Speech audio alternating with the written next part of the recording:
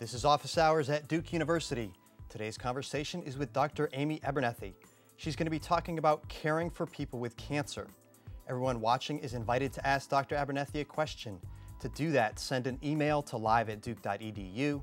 You can tweet your question with the tag Duke Live or post it on the Duke University Facebook page. I'm James Todd with Duke's News Office, and Dr. Abernethy, we are here. It's your online office hours. Thank you for being here. Nice to meet you.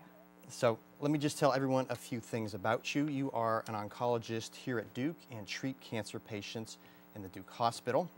You are also an associate director at Duke's Comprehensive Cancer Center, where you study a range of cancer care issues, pain relief, clinical trials, patient care delivery, and you're also, we should say, a proud graduate of Duke School of Medicine. Yes, and we should let everyone know you're not giving medical advice right now. We're talking about the issues involved with cancer care. Right. So when we talk about caring for people with cancer, I think it all begins with a very difficult conversation that happens between a doctor and a patient when a cancer diagnosis is first given. Can you talk about how you approach those conversations? Well, that's hard. Mm-hmm. I have a lot of angst going into the conversation because I know how hard it's going to be to hear it for the patient on the other side. It's that big C word. The first thing I usually do is essentially fire a warning shot. And what I mean by that is let the person know that something difficult to hear might be coming. Okay. It's really hard to hear bad news all of a sudden out of the blue because it's even hard to wrap your head around what's going on. So you need to be prepared to hear something. I usually ask them if they know what I'm going to tell them. Some people have already figured it out. Okay. I take care of a lot of people whose cancer might have come back. And so I sit down and say, I've looked at your scan results. Do you know what I'm going to talk to you about now? Okay. And so then we start having the conversation. The other thing to remember is that, once you've heard something difficult, I don't care if it's that you got a bad grade on a test or there's something horrible like cancer, you're going to stop hearing for a while. So if I just start feeding you a whole bunch of information, that's not going to be very helpful. And so what is the information as well as the emotions that someone's going to need to begin digesting when they first get a diagnosis? On the emotional side, because I'm going to start there, okay. It's different for everybody. Some of the most common things within the range include being very, very scared, asking why me, sometimes even why did God or whatever this spiritual being that's in this person's life, why did this happen to me and why has that happened in your world, God? Some people want to know immediately, what am I going to do to fight this?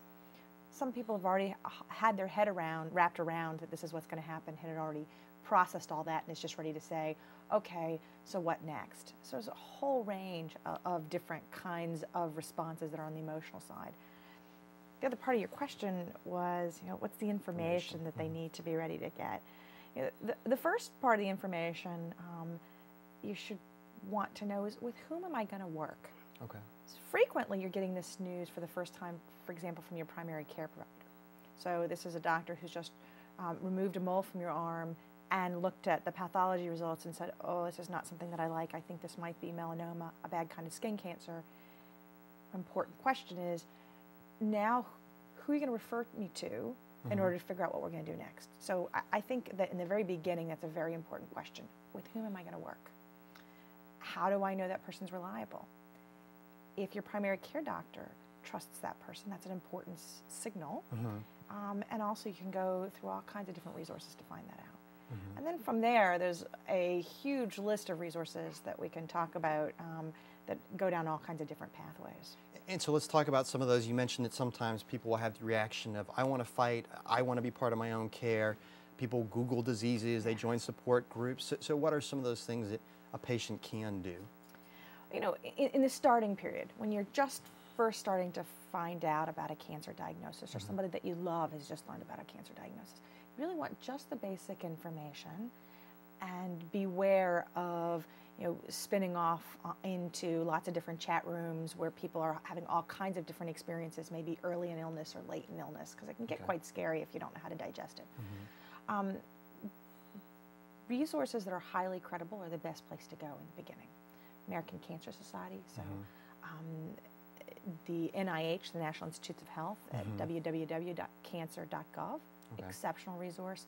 very practical information. That's where I usually tell my patients to go in the beginning, and then over time we start to enlarge the list of credible resources because people are starting to understand how to think about the word cancer and what that might mean for them. And what about an elite cancer center like Duke? Obviously you're seeing patients in that context, but some people want to run to a big name cancer center right away. Is that just something that patients should investigate? So, you know, I think big name cancer centers like Duke have lots to offer. And sometimes that's in the very beginning when you get a diagnosis, and sometimes that's later if the diagnosis comes back. So in the very beginning, as you and your primary care provider are working through what does this mean for me, it really depends on what do you need. Do you need surgery? Do you need radiation? Do you need a medical oncologist who can give you chemotherapy? Or do you need just somebody to watch it and tell you it's okay and we can wait it out? And so you might go to an academic health system or a place like Duke to get that first piece of advice and guide you on the pathway. And then depending on the complexity of what you need, that'll tell you whether or not you stay there for your care or you go back home to your primary care provider. If you or a person in your family or somebody that you love has cancer that's come back, gotten worse, is a rare kind of cancer, or is in a particularly complex situation, then an academic medical center like Duke is frequently quite important. The list of situations in between that continuum, you know, there are community-based cancer centers. For example, in the Duke Health system, we have Duke Health Raleigh, who provides excellent care for people who have especially common kinds of cancers or getting the routine care that goes along with the follow-up, the chemotherapy that we have to give, et cetera. And you can find that all over the United States. Okay, very good. Dr. Abernethy, we've about 100 people participating in online office Really? hours here. Wow. And we've got a question that's been emailed in. Okay. And everyone watching can send in a question to Dr. Abernethy. To do that, send it by email to live@duke.edu. You can tweet your question with the tag Duke Live or post it on the Duke University Facebook page. This question comes from Jeff, and he says, how do quality of life factors figure into decisions about cancer care treatment, and what is being done in this direction at Duke? Very interesting question, Jeff. So, you know, first of all, quality of life factors should figure in prominently to every diagnosis, including a cancer diagnosis. Okay. Because anything that we do, what happens to us in our daily lives and our quality of life is critical. We here at Duke think about how does the experience of having cancer feel for the person, what's that quality of life like, and actually what can we continuously do to improve on that every step of the way, whether that's what treatments you're getting and improving on the symptoms that might go along with cancer treatments, or it's improving on some of the psychological distress that people encounter during the process of having cancer, and how do we help people get their head around it, cope, find the right kind of resources in their community, etc. So those are the kinds of things that we're doing here at Duke. The other thing is that, you know, just like all the other aspects of cancer care, whether we're talking about chemotherapy for breast cancer or the best surgery to get, we also want to do research in the best kinds of quality of life interventions possible, so that you know you're always getting the best of the best.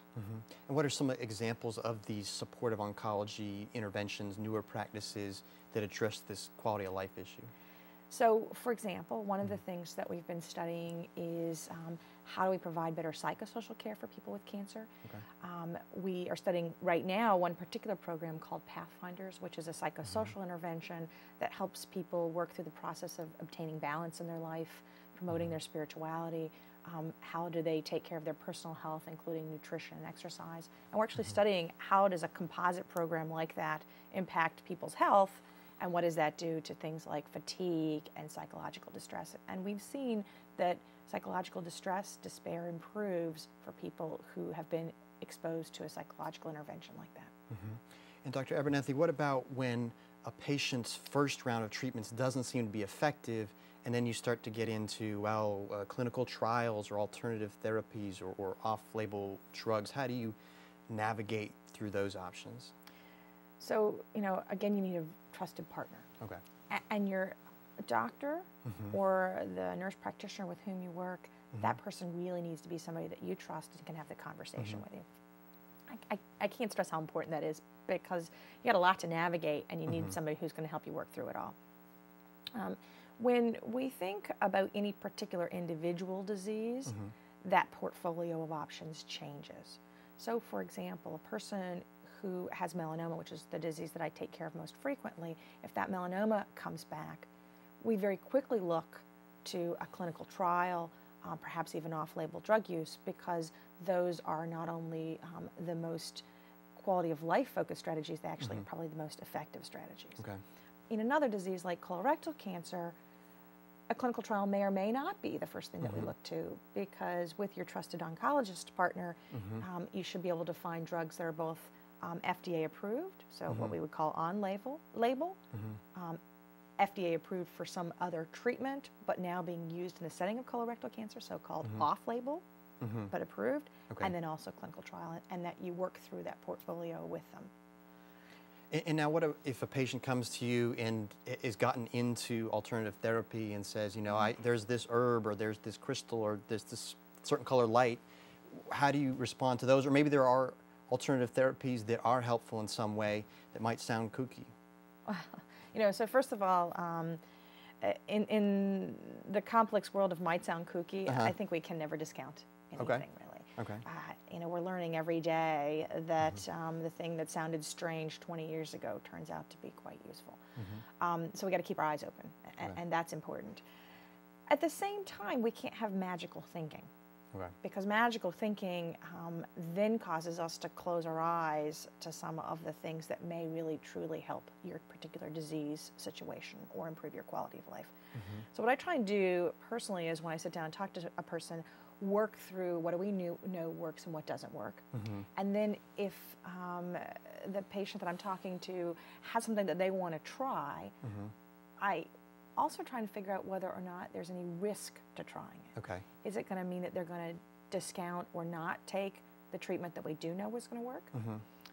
Is there a potential side effect like liver toxicity that can potentially hurt them?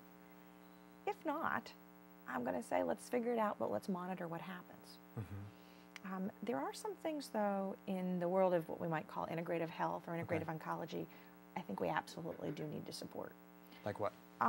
So first of all, we know more and more about the mind-body connection and how important that is. That not only is it just about coping with daily strategies and life, it promotes immune health, it promotes other parts of the body's healing besides just the things that have got to do with cancer. So I often talk to people about strategies like yoga, meditation.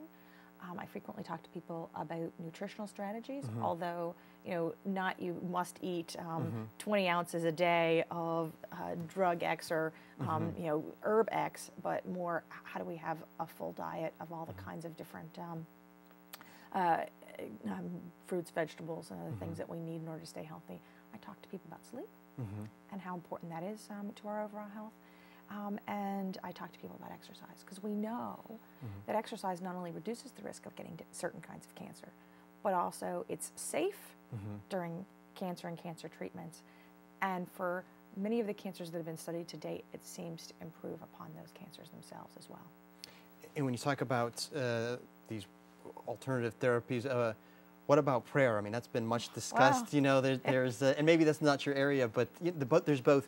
Is it appropriate, doctor-patient, and does it work? So is there, I mean, you must encounter patients that pray or want you to pray with them, or how do you handle that? It's obviously a sensitive conversation. You know. Yeah, no, it is sensitive, and I'm going to answer it from two different points of view. So I'm studying it, believe it or not, and I don't think you knew that. So no, I didn't. Yeah, so tell us. Exploring some areas of spirituality. And then there's the doctoring side, two different things. So it's easy to talk about what I study, right? That's, you know, fairly objective. There's no emotion for me in it. We're just watching what happens.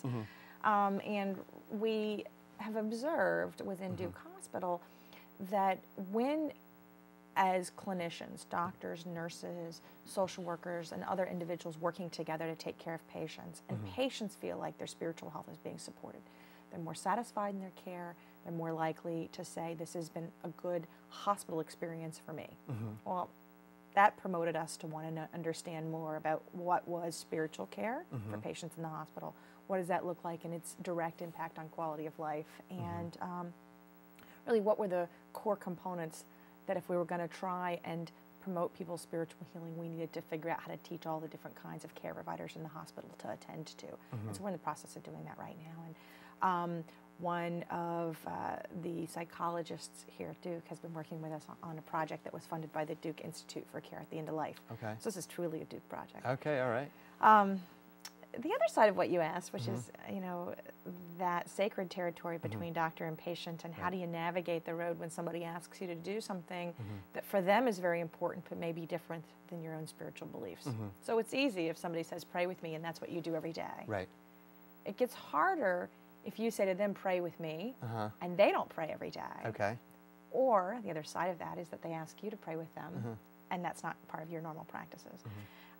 And prayer is just one piece in an entire, you know, culture of different kinds of spiritual practices. To be real honest, prayer is not a part of my day, and you know, religiosity isn't a part of what I do. So it's an uncomfortable place, and so what I've learned is to really acknowledge what that person's spiritual life is like. So. God sounds very important to you, and we need to make sure that we work that into your care. And then if they ask me to do something together with them, not discount it, but say, tell me what that would feel like for you, and then participate to the point that feels comfortable without feeling like I'm being dishonest. Good. Dr. Abernethy, we now have about 200 people participating in online office hours, and we've got an email question here about clinical trials. It comes from Eric, and everybody watching is invited to ask Dr. Abernethy a question. To do that, you send an email to live@duke.edu. You can tweet your question with the tag Duke Live, or post it on the Duke University Facebook page. So Eric has a pretty specific question here about clinical trials. In the setting of metastatic disease, now that there are several new agents available and patients are receiving 4 and 5 lines of therapy, how should we be studying novel combinations and sequences of agents? Wow, Eric. So this is a very important question, and it is an important question before drugs reach the FDA, so essentially pre-approval as well as after drugs have been approved by the FDA. And this is important because it also highlights the complexity of cancer care today. So the problem is that patients want the best thing for them. Doctors want to deliver the best thing for them. And as we get more complex, it becomes harder to figure that out. Okay. So Eric's question was about how do we know how to study this effectively, and really are clinical trials the right strategy? I think that's what he's getting at. Okay. We have a history of clinical trials of doing the trial around one particular scenario. So this drug for a patient that has this particular group of characteristics. And when we compare it to something else in an experimental condition or historical controls, how does that drug perform? Okay. But as this becomes more and more complex, it's just downright impossible to do all those trials with all those different combinations, especially all those different points in the patient characteristics and the sequences of the drugs that we've got in front of us. We're going to need smarter processes.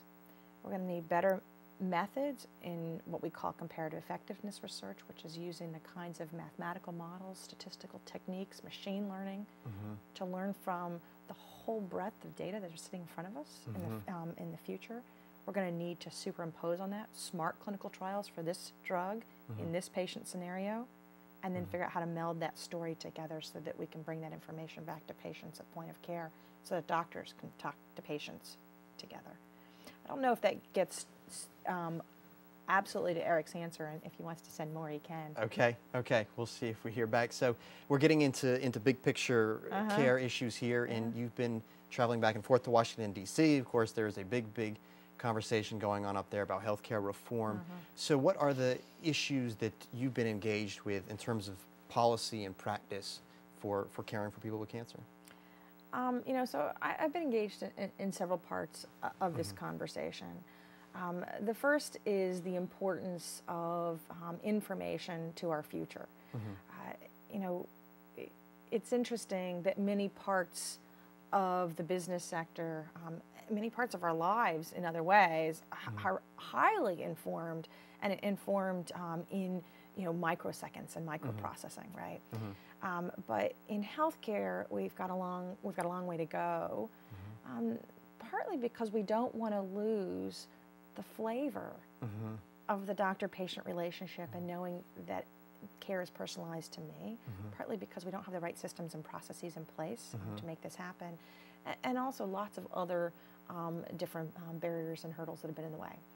So I've been involved in how do we democratize that information, how do we make sure that it's interoperable so data can talk to each other across different kinds of data sets, how do we think about privacy and security so that we know that the information about us is safe and not going to be used against us, but be used to promote health and healthcare and our own personal health. And also, how do we use that information to help us get smarter, to find what I often call the carrot in the soup, or that piece of important information that's going to inform this care for this particular person at this particular point in time.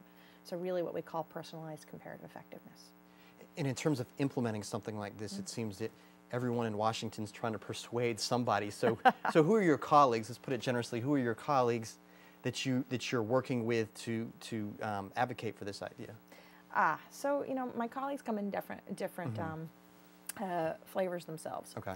So first, you know, we need to talk to scientists because many of the boundaries that makes this hard are actually within the way science is structured and within the way data sets are structured. So I talked to the National Cancer Institute. I'm very involved in something called Big Health and CA Big, which is the bioinformatics grid for cancer, and creates a data structure and a data approach and interoperability to allow us to have democracy of information that can be used within the context of the overall health enterprise, which is what Big Health is all about. I spend a lot of time at the National Cancer Institute talking about that.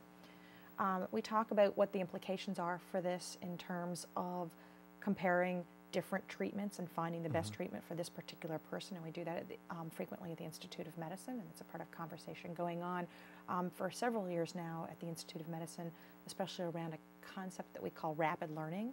So what is that? You've been blogging about it recently. Oh, okay.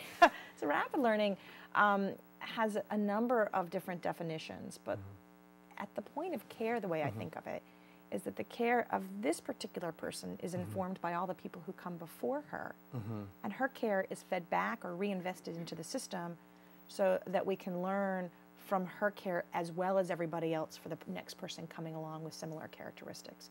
And that we're able to do this in real time with more and more sophisticated data and ever coordinated bigger data sets so that we can get smarter and smarter at the point of care and create what we call rapid learning processes.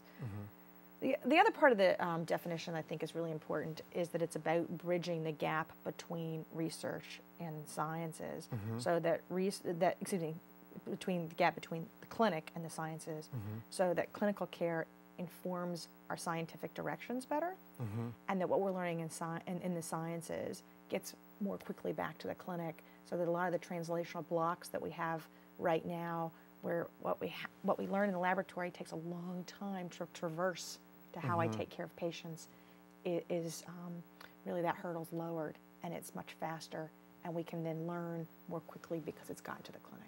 Okay, good. Dr. Abernethy, we're up over 300 participants here in online office hours, and we've got another question I want to get to. Everyone watching is invited to ask Dr. Abernethy a question.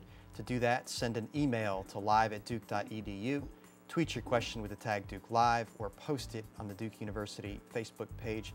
Stuart has emailed this in, and he says, Dr. Abernethy, have you seen firsthand where insurance companies have denied payment for treatment options you favored or because of a patient's medical history? And do you believe cancer patients should get behind any of the healthcare reform proposals? Wow, two important questions. So the first was whether or not I have seen health insurance companies deny payment, yeah. You know, so I have seen every version under the sun. Okay. Okay. So I have seen health insurance companies insist on treatment that I had to stop and think about and say, oh, okay, I can see where they're coming from and that makes sense. And I have seen health insurance companies deny things that absolutely made sense in the way that I saw the patient treatment toolbox. So that one of the important pieces here is that I would honestly say not everything that I've run into has been a withdrawal or denial of the things that people should get. And sometimes it's actually a proposal of, have you thought about, which I thought's been quite interesting. On the side of getting access to things that people have perhaps I've thought was right for them or they've wanted, most frequently it's been around something where we haven't formed enough data or information to support the role of that particular treatment yet. And so therefore it's basically supposition or my background experience that's gotten me to the point of saying that's what I think is the right person for this particular, the right thing for this particular person. Right. Now what's the disconnect there? I mean, isn't the model supposed to be doctor knows best, you prescribe, and then you send that bill to the health insurance? I mean, how is the health insurance company saying, oh, you should try this, you shouldn't try that? What's going on there? So on this, from the standpoint of the health insurance company saying try this or try that, you know, health insurance companies too are trying to figure out better ways to deliver health care. And so especially in terms of care coordination, giving people access to resources that they can use at home or in their hometown, they're actually starting to think more and more about this. Some of it's about saving money, some of it's about saving lives, and some of it is about reducing the number of different kind of disconnected steps in the healthcare system. But that's one of the places that I've run into this most, is somebody has said, you know, we happen to have a care coordination program for symptom control for people with this particular kind of cancer. Would you like us to offer that to the patient? Yeah. Okay. In terms of denial, it's often late in the disease, and they're asking me questions of, is this person fit enough? You know, if you're going to give them that particular drug, how do we know with confidence that it's even safe for them, or if it's the right thing to do? That's one of the most frequent questions, and then I have to try and convince them. Sometimes it's that this is a really expensive drug and we don't think there's enough data to support it, in which case, you know, a long negotiation can happen. And I'm not going to deny that, because it really can. But with the exception of probably one case in the last 2 years, it's always gone through, although sometimes taking a long time. Good. We've got another question here. It's come in by Facebook from Richard, and it says, question, how is Duke taking advantage of new technologies to improve care for cancer patients? Well, yeah, that's a great question. And frankly, the words new technologies can be defined in lots of different ways. So, you know, it's everything from new robots in the operating room that we hope are going to influence and improve care, and so we're both using the robots and also studying what does it mean, and how does that influence surgeries and surgical times and all the kinds of surgical outcomes we want to know. So that's one example of new technologies. Another example of new technologies is the discovery of new drugs, and you know, working through the process of drug development and discovery to trying to figure out whether or not these are safe in animal studies, to figuring out whether or not drugs that were safe in animals are now going to be safe in humans, and working through the process of is it now effective or change the course of the cancer all the way in that process. So that's another new technology, and we certainly have a big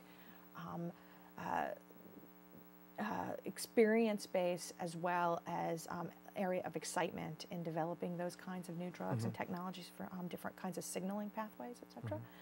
A third example of new technologies is the use of different kinds of IT and informatics solutions to try and take care of patients. So for example, I'm responsible for a program that uses tablet computers in the clinic to learn about patients' concerns and try and change the face of the cancer patient experience. So that's kind of a new technology.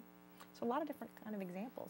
Could you pick one that's, you know, in the last 5 years has been the big breakthrough in terms of how patients, has it been a big drug? Is there a new technique that's different for how, when a patient goes in, 5 years ago they wouldn't have gotten it, but it's become common now? Oh, it's become standard of care now.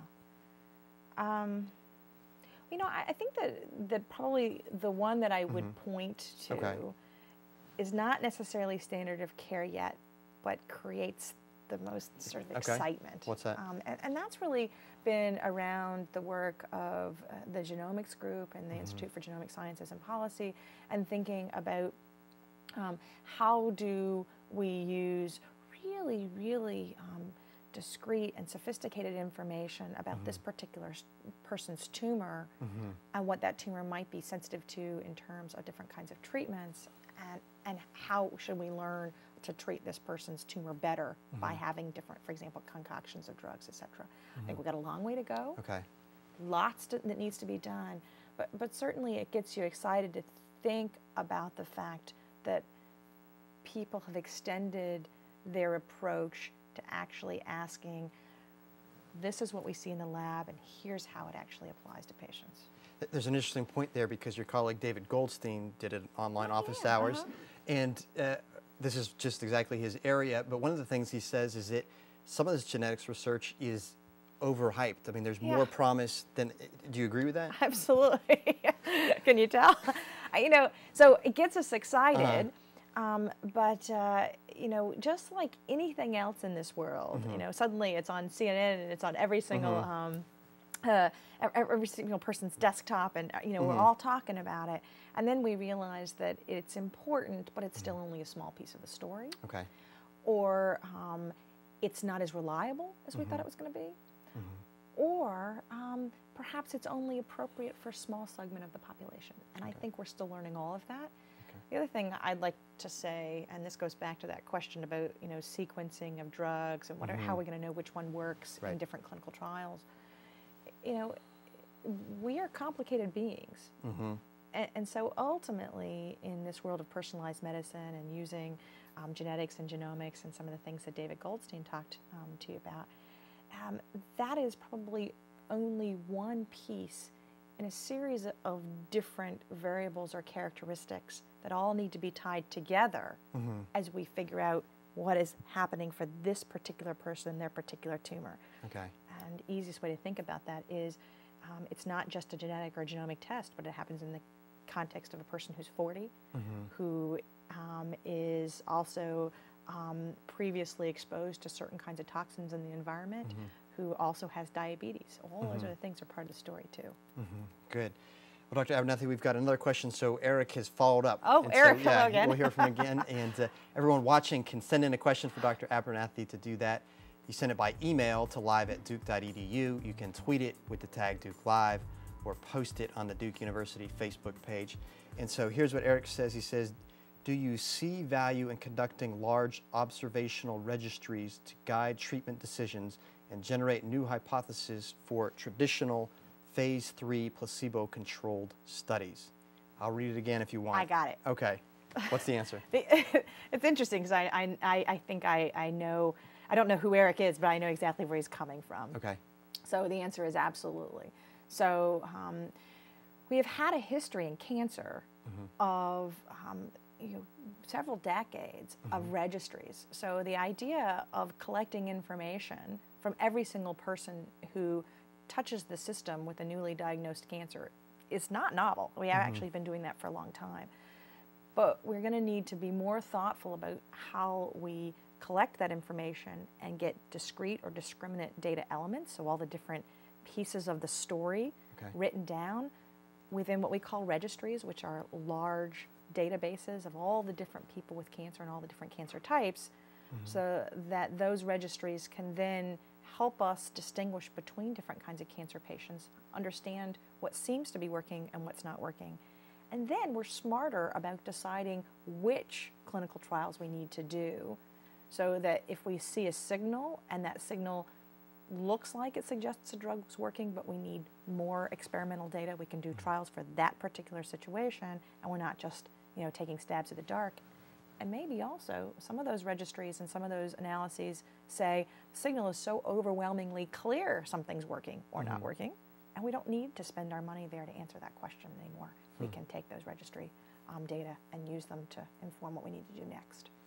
You've hinted at it, but when you talk about registries and databases and sort of feeding information back, that's very exciting for healthcare workers, but I think a patient, you know, gets the big brother sense that, Oh, hey, whoa, yeah. whoa, whoa. And so you could say, you know, we agree to keep your information private, but what, you know, what's the tangible guarantee or what's the trust that needs to develop for these things to happen?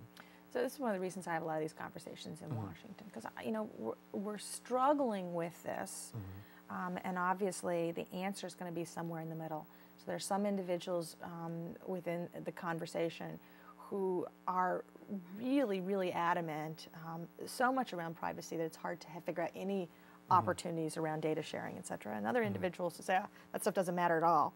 And, excuse me, the answer's in the middle somewhere. I think patients have to have a voice, and society has to have a voice in this conversation as we move through and figure out how do we keep people's information safe, how do we use information to promote health and not to discriminate. Right? It's very important, because in the same processes that allow us to promote health and subsegment down to say, here's what works best for people of Latino background, may potentially discriminate against people, and we can't let that happen. We have to be smart about what we're doing. And so that's a big conversation, and my advice to people is get involved in it, because we need it to be a societal conversation. Okay, good. We've got an email question here from Ron. He's going to poke us a little bit. He says, do you think there is any irony in your carrying out cancer research at a university whose origins lie with a family fortune built on tobacco? You know, of course, right? You know, I think that there is irony in lots of things that we do, so I'm not really surprised about that one either. Although obviously Duke has distanced itself from tobacco for a long time, and it's not just been the past few decades. However, anytime you have had local experience with something, that means that the work you're doing is even that much more meaningful. So I'm okay with that. I also take pride in the fact that Duke, at least on the health system side, has worked to make our health system tobacco-free. And that's a commitment that's tough to make, and you know, lots of companies across this country are trying to figure out how to do it, and Duke Health System did say this is what we're going to do. And you know, it takes us a long way from our history of tobacco fields. That's right. Now, Dr. Abernethy, we started this conversation talking about a difficult conversation between a patient and a doctor with an initial diagnosis, but it seems that there's another difficult conversation that can happen later when treatments aren't working and the clinical trial is not working, and we're talking about moving from focusing on a cure to palliative care and letting someone know, you know, we think you're going to die soon. And so that's got to be an even harder conversation. How does that happen? Yeah, you know, it is a hard conversation. So I have this conversation a lot, and it's never enjoyable. You know, first of all, I always remind myself and I remind my patients of a few principles. So there's always something we can do, because ultimately focusing on quality of life, focusing on doing what we can in a day-to-day way of relieving distress, burden, and suffering, those are things that we can do that may not necessarily take away the cancer, but are active and important parts of caring. And so as I start to have the conversation where we're transitioning from treatments in my toolbox that might take the disease away, I'm also making sure that I'm pulling out treatments in my toolbox that are still part of that active caring process. The second thing that I remind myself is that that transition point that may happen in my mind, I've tried all of the things, and now suddenly I don't have a tool that looks like it's going to be effective against the cancer anymore. Likely, actually more than unlikely, happens at a different point for me than it does for the patient.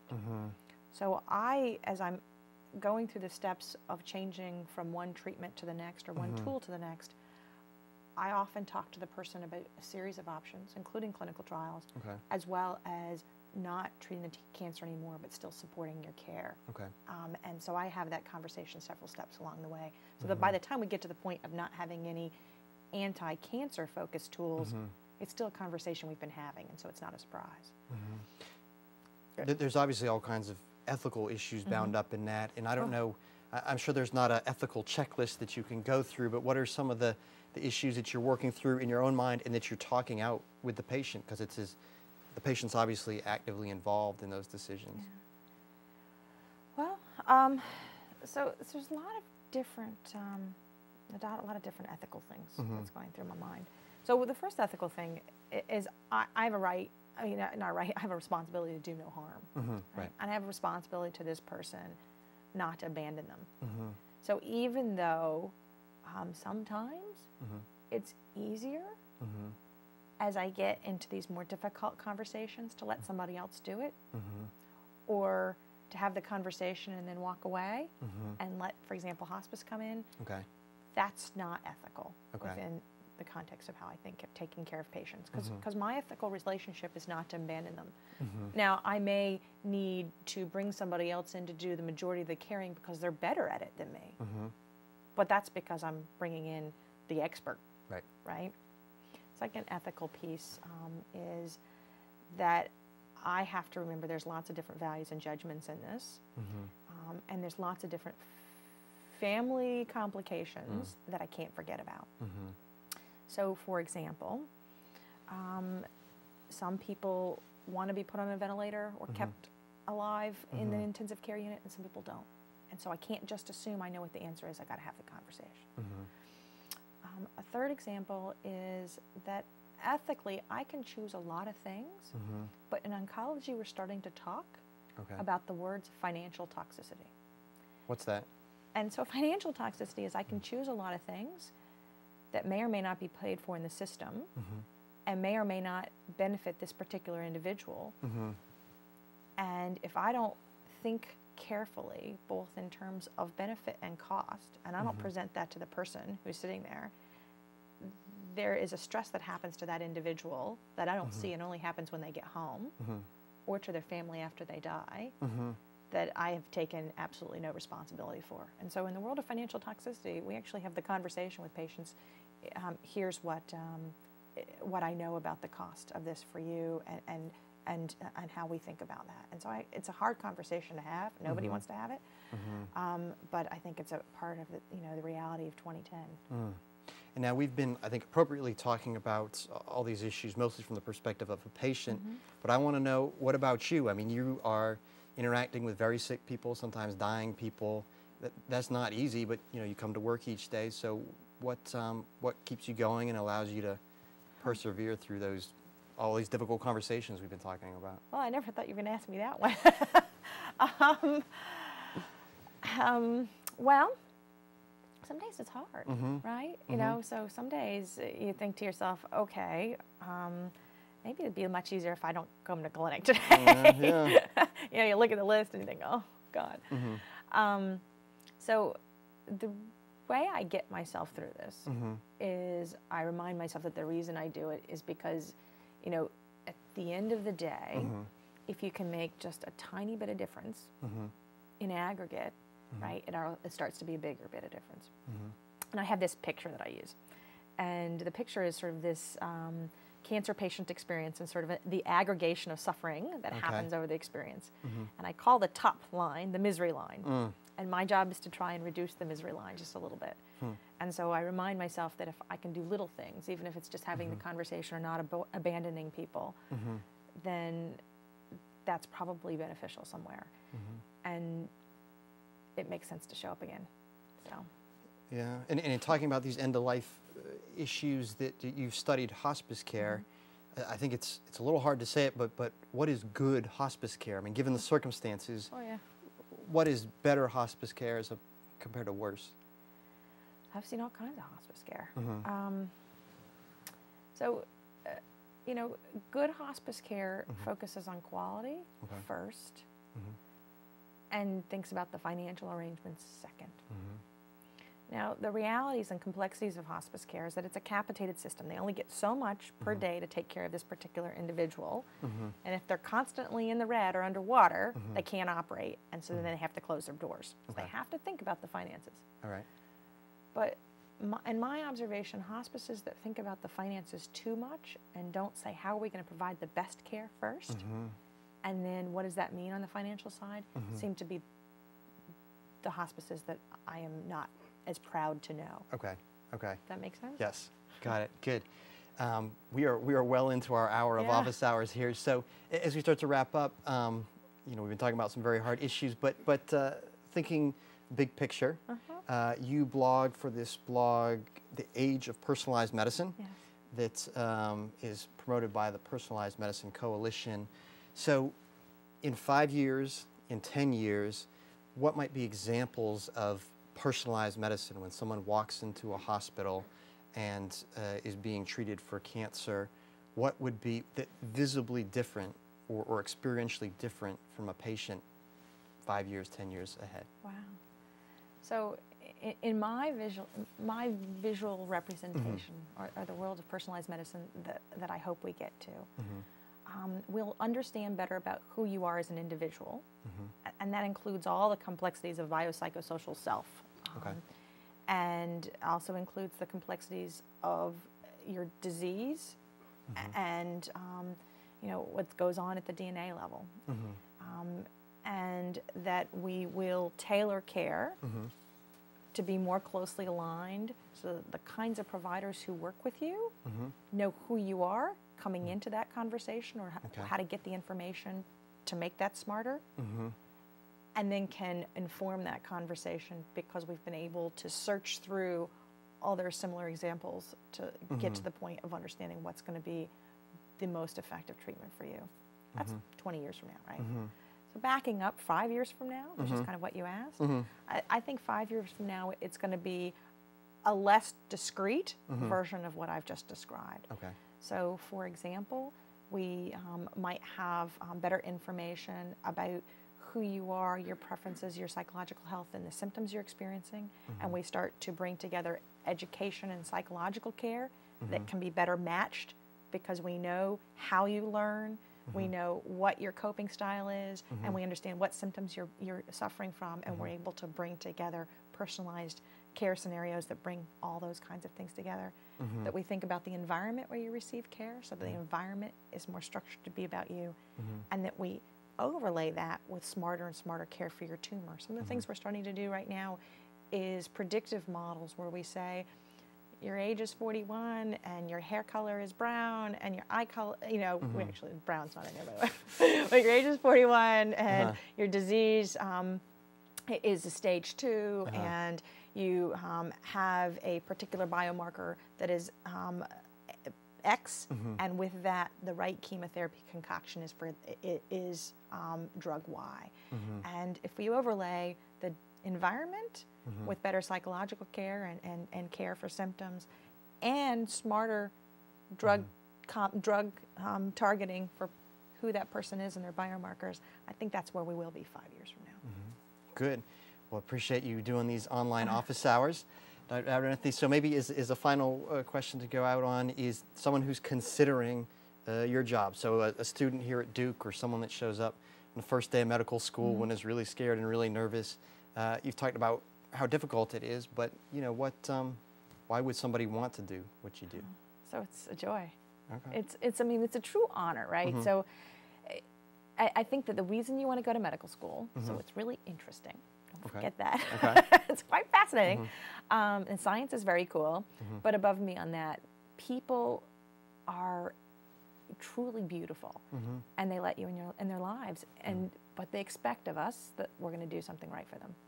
Good. Yeah. Well, thank you for taking the time here.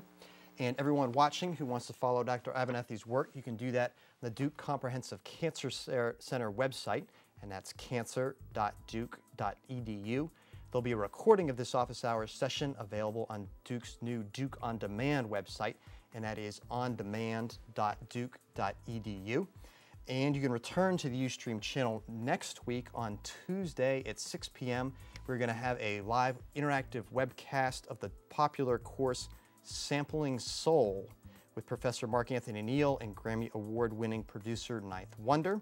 Then on Wednesday at 7 p.m., we're going to have the Duke Reads online book club, which will feature Professor Michael Malone discussing the book The Maltese Falcon. To learn more about Duke, you can visit duke.edu.